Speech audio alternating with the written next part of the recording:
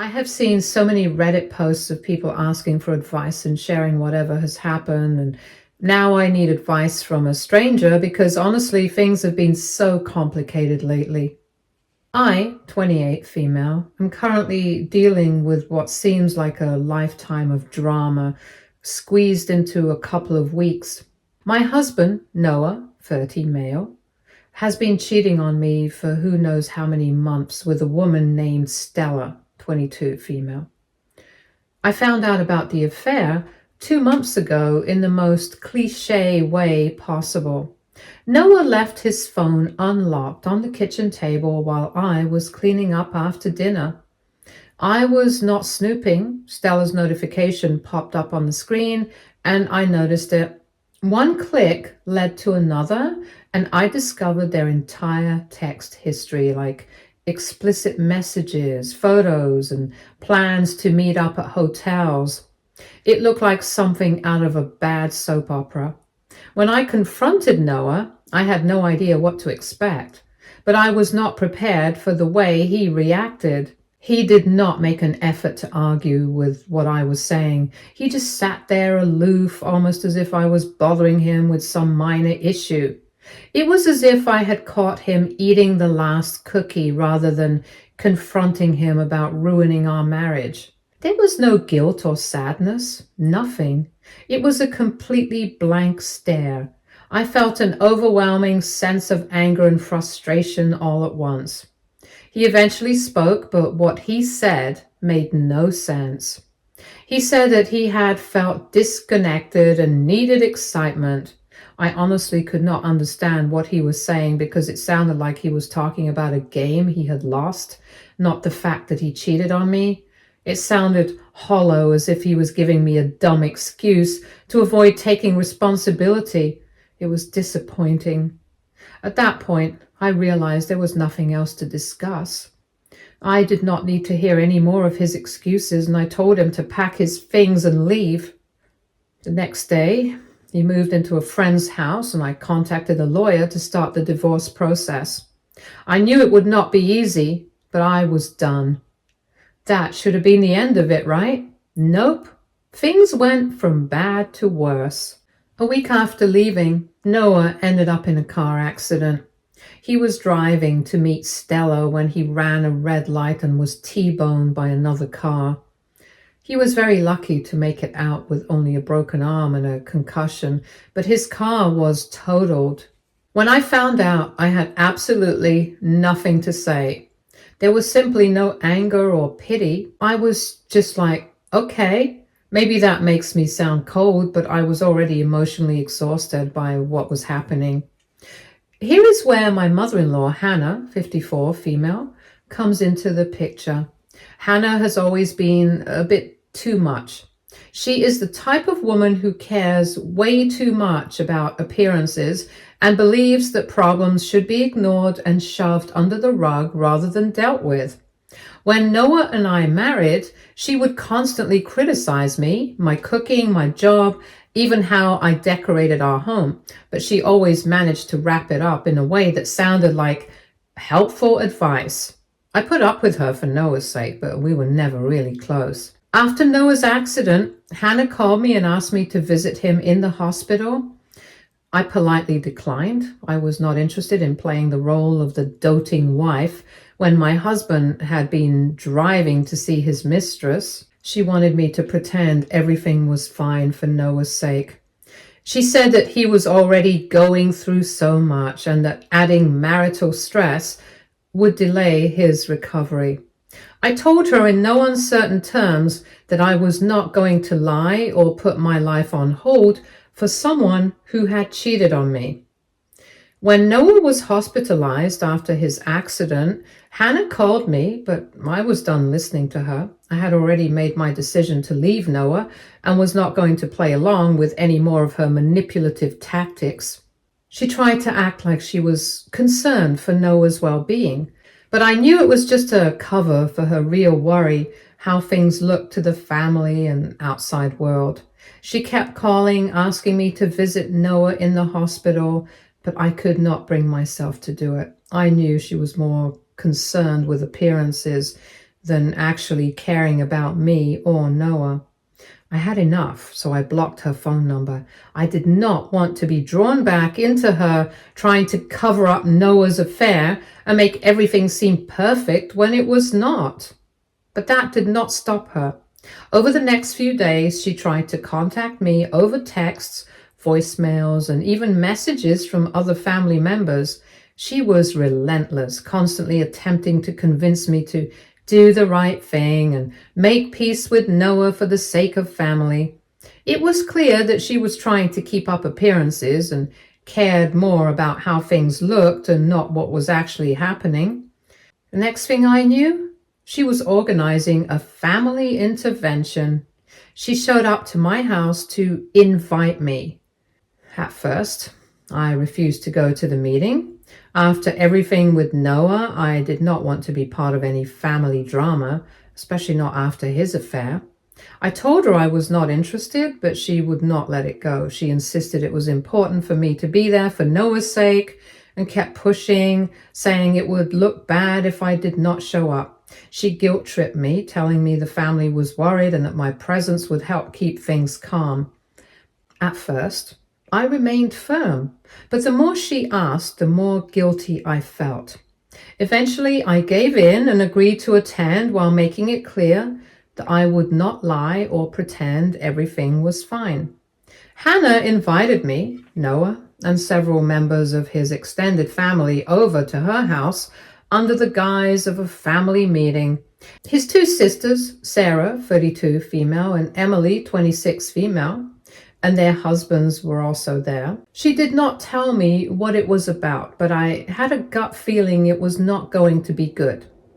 When I arrived, his sisters and their husbands were already seated in the living room, looking awkward and uncomfortable. Noah was there too, looking sheepish with his arm in a sling.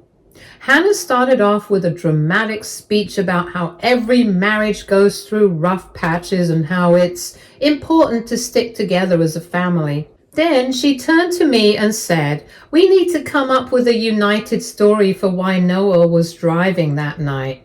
I genuinely thought I had misheard her. She wanted me to lie to everyone, to friends, family, even the police about why Noah was out at 11 p.m. Apparently, she had already told a few people that Noah was on his way to pick up medicine for me because I was sick. Now she wanted me to back up her story to protect Noah's reputation. This is when it hit me. This was not a family meeting.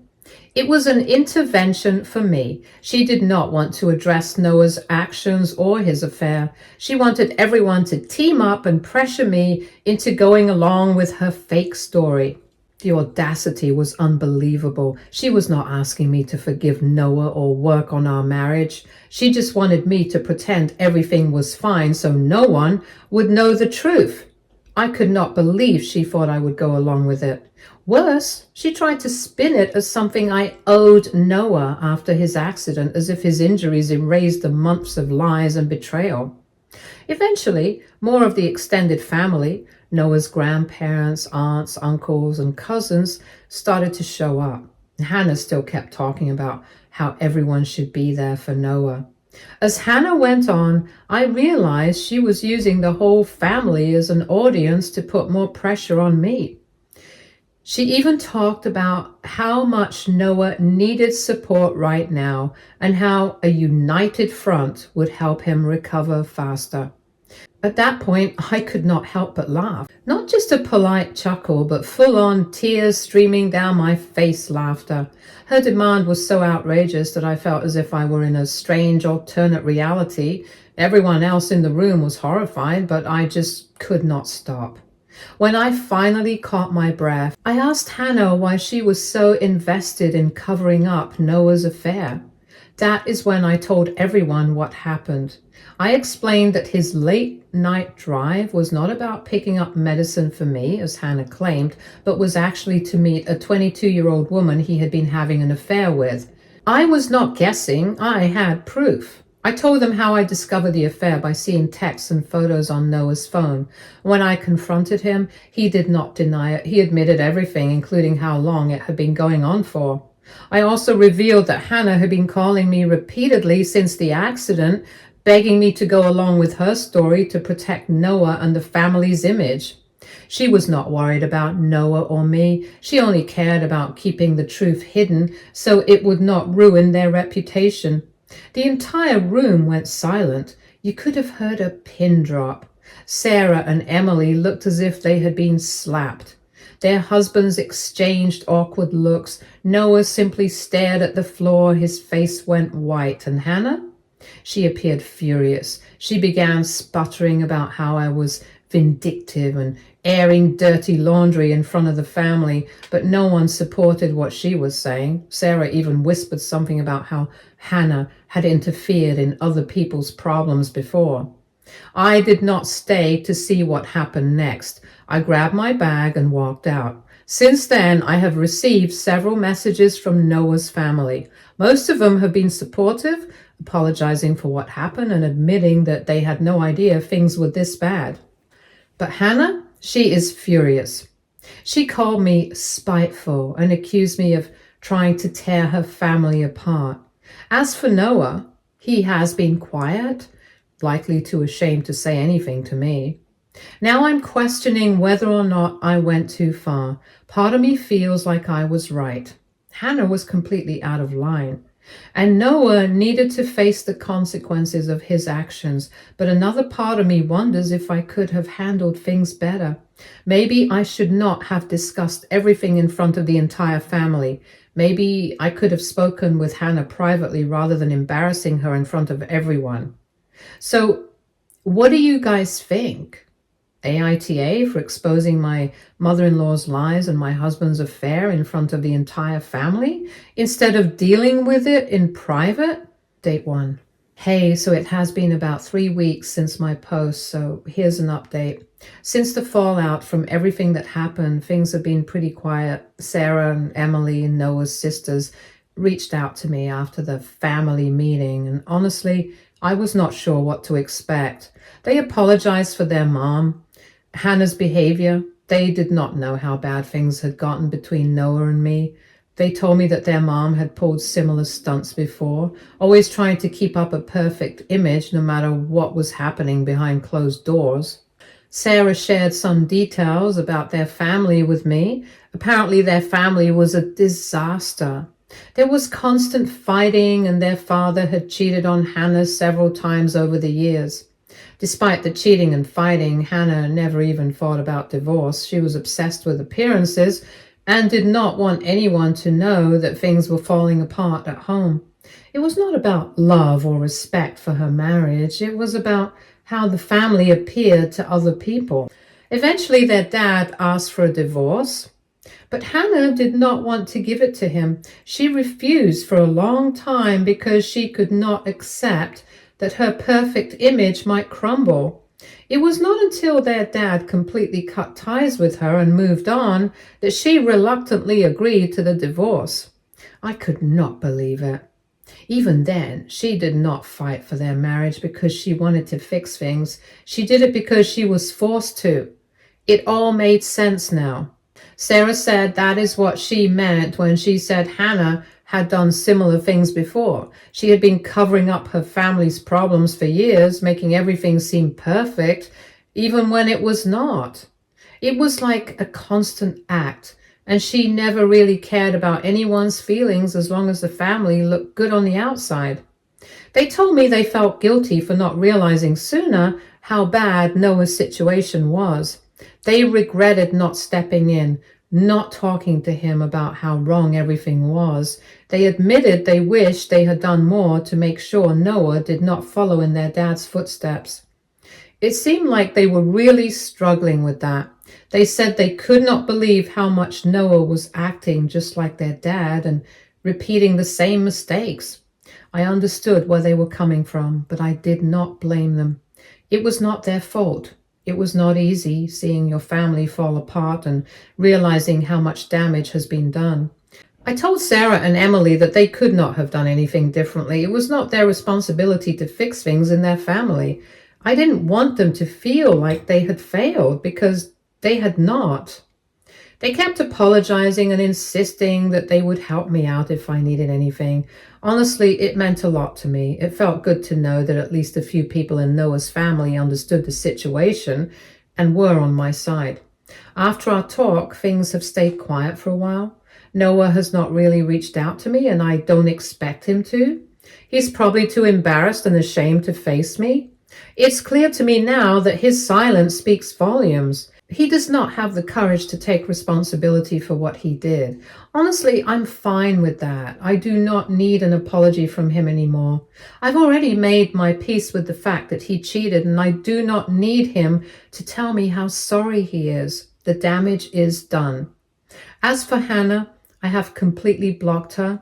After everything she tried to do, calling me and guilt-tripping me to lie and trying to protect Noah's image instead of acknowledging the truth, I had no choice but to cut her out. I blocked her on my phone, on social media, everything. I could not keep dealing with her manipulation, and honestly, I do not even need to. Noah will be completely out of my life very soon, and I do not see the point of keeping in touch with a woman I knew through him and did not even like. She has not stopped trying to reach me, though. She's been contacting me through texts and voicemails and even messages from other family members. She's still trying to get me to forgive Noah and pretend like everything is okay, but I'm not playing that game anymore. I've made it clear to her that I am done. At first, it was hard not to feel guilty. She is Noah's mom, and part of me still feels like I should care about her feelings. But every time she contacted me, it was just another reminder of how manipulative she had been throughout this whole situation. I'm done being part of her plan to keep up appearances. I'm focusing on myself now. I have not responded to any of her messages, and I do not plan to. I know she's doing it because she's afraid of how it looks to the rest of the family and because she does not want the truth to come out. But I have realized that I cannot keep putting other people's feelings ahead of my own anymore. I have spent too many years trying to make everyone else happy, trying to keep peace, but I cannot do that anymore. I have to take care of myself first. Things have been a lot quieter since I blocked Hannah, which is a relief. The constant pressure from her was draining. I feel like I can finally breathe again. It is still a work in progress, but I'm starting to focus more on moving forward instead of dwelling on what went wrong.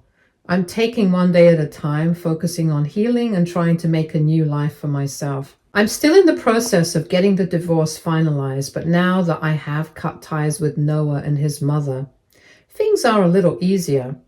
It's not going to be quick or easy, but I know it's the right decision.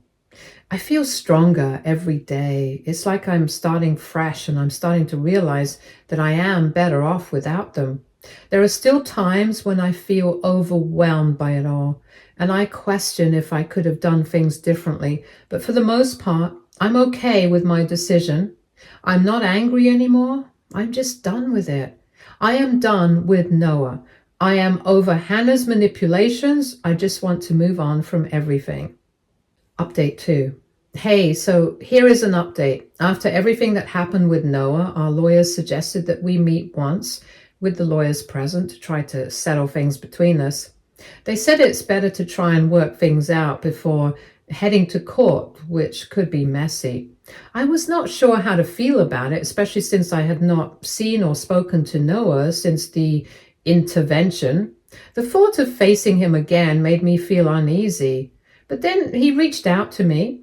He called me a couple of days back and asked if I would be willing to meet him before we had the meeting with our lawyers. He said it would only take 15 minutes, and if I wanted, I could bring a friend with me for support. I did not know how to respond. I told him right away that I did not think it was a good idea. I was done, and I did not want to hear anything more from him. He did not give up, though. He insisted, saying that it would only take a short time and that he just needed to say a few things to me. I held my ground for a while, but he refused to back down. He kept insisting, and he sounded so desperate. I was not sure whether I should just listen to him for closure. I thought maybe it would help me move on. I was not sure if I was making the right decision, but I finally gave in and felt like the dumbest person ever. I told him I would meet him, but only with a friend present. A few days later, I met Noah. It felt strange seeing him again. I last saw him at the family intervention. He sat across from me, and it was so awkward. My friend sat next to me as promised. Noah just looked tired, lost even. He began by apologizing, saying that he was not asking me to take him back or reconsider anything. He said he was not making excuses either. He wanted to take full responsibility for what he had done. He admitted that it was not a mistake or a moment of weakness, but something he did on purpose. He was fully aware of his actions when he cheated on me. He admitted that he thought he would get away with it and that I would not leave him no matter what. He always saw his mother constantly forgive his father's affairs. To him, that is what partners do, forgive and stay, no matter how bad things get. Because of this, he assumed I would do the same. But when I refused to accept his cheating, he realized what he had done was wrong. He said he regrets taking me for granted and making assumptions about what I would tolerate. I listened, but did not feel anything. I expected to be angry, sad, or even heartbroken, but none of it was there. In fact, I felt oddly calm. I did not feel the pain I expected. I didn't feel any sympathy or sadness for him. It was just a long list of words that did not seem to matter anymore. Maybe I had already accepted everything before this meeting. He also admitted to something else. He told me he had cheated on me once, about a year into our relationship. He said he never told me back then because he thought I would not care. And hearing that should have hurt, but honestly, it did not. I didn't have the energy to be upset about it. I did not ask for details. I didn't even react. I just nodded and let him continue. He looked at me like he expected some kind of an outburst, but I felt nothing. Maybe deep down I had already guessed there might have been other moments like this, and hearing it now didn't change anything for me. As he kept talking, it became clear he was trying to be honest, maybe even hoping this would make things feel better. But for me, it did not matter anymore. That moment from years ago, just like everything else, was now part of the past. It didn't make what he had done recently any better or worse. It just confirmed that the relationship I thought we had was not what it seemed. I still didn't say much. I just let him talk while I stayed quiet. Not because I forgave him, but because there was nothing left to feel. Whatever happened back then was just another reason I was ready to move on. He kept talking, saying he was not asking for forgiveness, but wanted me to know how much he regretted everything. He admitted he had been selfish and careless, that he had destroyed our marriage, and that it was entirely his fault. He said if I could ever forgive him, even just a little, it would mean the world to him, though he would understand if I never did. He promised this would be the last time he ever contacted me and said he just wanted me to move on and be happy, even if it was not with him. When he finished, there was a long pause. He sat there waiting for me to react, but I just had nothing to say. After a few minutes of silence, I simply said, "All right." That was it. No outbursts, no tears. I just got up and left with my friend. It felt almost anticlimactic, but also freeing. I didn't feel angry or sad. I was just done. The entire meeting seemed like a formality. I did not need his apologies to feel better. I had let go of him a long time before this.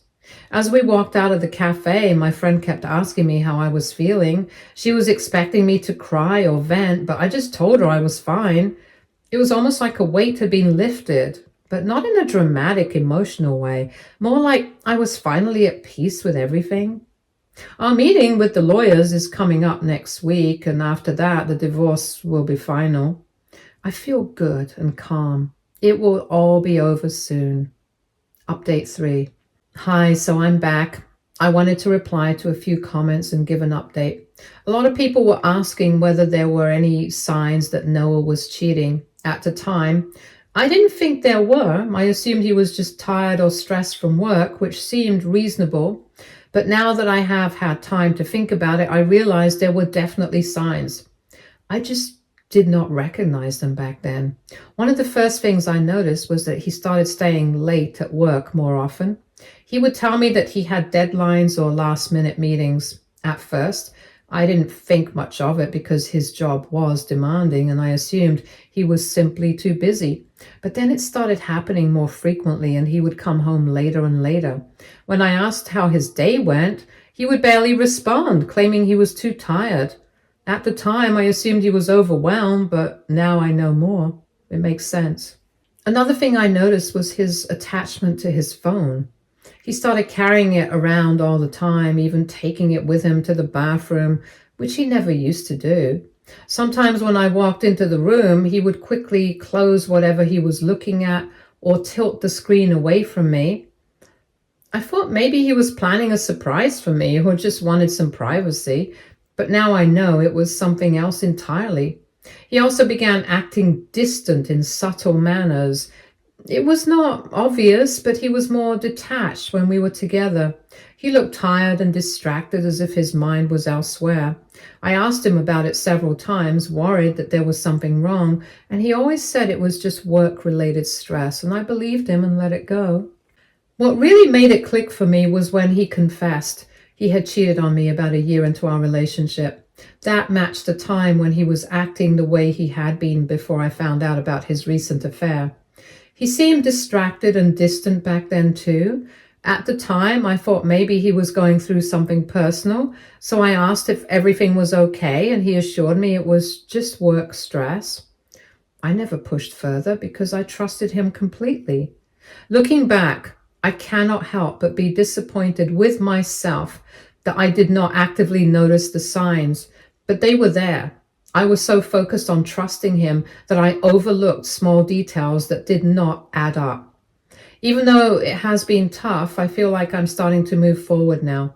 I'm not going to let this define me, and I'm learning to put myself first. The pain of it all will fade, but the lessons I have learned will stick with me. It's hard, but I'm doing what I can to heal and grow from this experience. Noah's actions were his own, and while it hurts to realize how much I missed, I'm not going to carry that guilt with me. I'm proud of how I have handled things since the truth came out, and I know I'm better for it. It's not easy, but I'm choosing to focus on my future and what is next. I will not let this break me. Anyway, we had an official meeting a while ago where we talked about a few things and negotiated on some details. It was peaceful, nothing heated up. Given what had happened, it was surprisingly civil. We were able to settle everything without any major issues, and the divorce is now official. Hannah was actively trying to get in touch with me through different family members for days before the divorce got finalized. She wanted to check in, apologize, and definitely change my mind about everything that happened. Everyone I knew, everyone their family knew, and everyone Noah knew was fully aware of the fact that Noah cheated on me. Even after that, Hannah kept trying to keep up appearances. It made no sense. It looked like she was doing her best to maintain control over the situation, or at least some level of influence, but right after the divorce was finalized, she became quiet, which I appreciate. I really hope she will not bother me again. On the other hand, Sarah and Emily, Noah's sisters, reached out to me. They wished me the best of luck with everything and said they would be there if I ever needed any help or support. I really appreciated that. It felt good to know that there were people who understood my side of things. I've also recently moved houses. I live closer to my parents now. It feels like a fresh start, and I'm grateful for the change. Most importantly, Hannah cannot just show up at my door anymore. It is a fresh start, and while it has not been easy, it feels like I'm finally getting back control of my life. My parents obviously know about everything that has happened, and they felt terrible about all of it. But they're amazing and so supportive.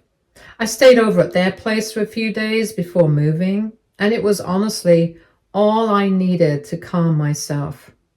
Everything feels so much better and calmer now. Stay tuned for more stories from our girl relationships.